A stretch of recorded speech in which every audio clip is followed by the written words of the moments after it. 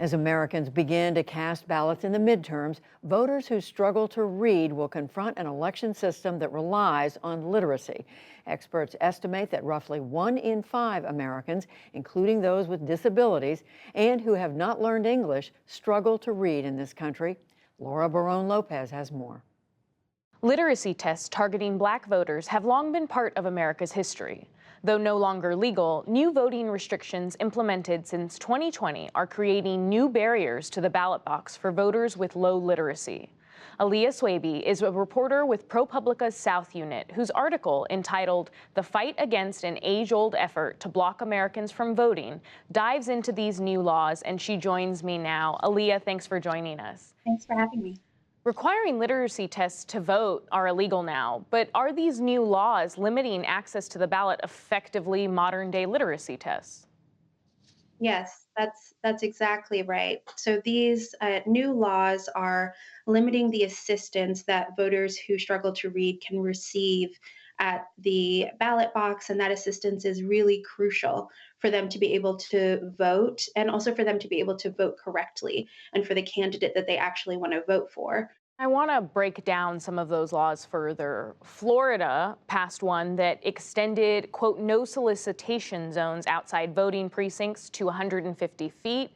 Texas now requires more paperwork for those assisting voters and increases penalties for helping voters who don't meet certain qualifications. Georgia now restricts who can send and return absentee ballots, cutting absentee voting time windows, and Arizona imposed shorter time window to fix a ballot if it's missing a signature from 5 days after the election day to election day. So can you explain for us how these laws are creating obstacles for people who struggle to read? Experts have told us basically that any laws that limit assistance are laws that could impact or deter a voter who struggles to read. The more barriers that you put in front of people with reading struggles, the more likely it is that they will avoid voting altogether, or perhaps vote for the wrong person. Some of these laws in limiting assistance also make it harder for someone to get help actually reading the ballot. And if you think about it, for someone who doesn't struggle to read, it's an easy process, but everything in the process of voting basically involves reading. I also wanted to ask you, how are low literacy voters preparing for this year's elections? I think there are very few resources that are available that actually specifically focus on voters with reading struggles. There's one in particular, we interviewed a woman who helps to run it named Faye Combs, who's based in California, and she struggled to read until her 40s. And now she works for an organization called Keys to Community that helps people with reading struggles understand the voting process better. And so if you live in a place where those resources exist, you can prepare and move forward with the resources you need. But I think otherwise it's a challenge. I think a lot of people might be staying at home and not voting at all. There was a subject of your article, Olivia Coley Pearson, who is from Coffee County, Georgia. Georgia's a swing state. She was charged twice for assisting people who have difficulty reading, assisting them when they voted. Can you tell me what happened to her case?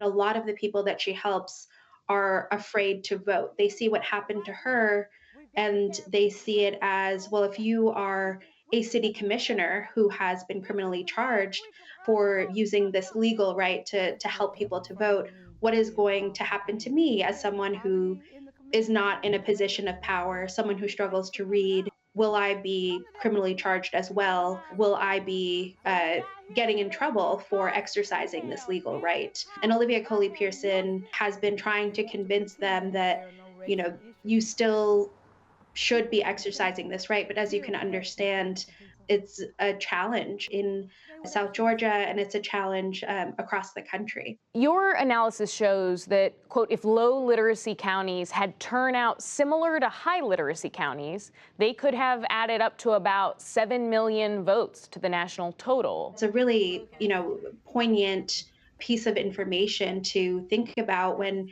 we think about the impact of voter suppression on voter turnout. And the fact that that many votes could potentially be recovered means that there's a significant change that could potentially be made by allowing more people to be able to exercise their right to vote. We'll be tracking these new election laws closely and the impact of them. Aaliyah Swaby, thank you so much for your time. Thank you.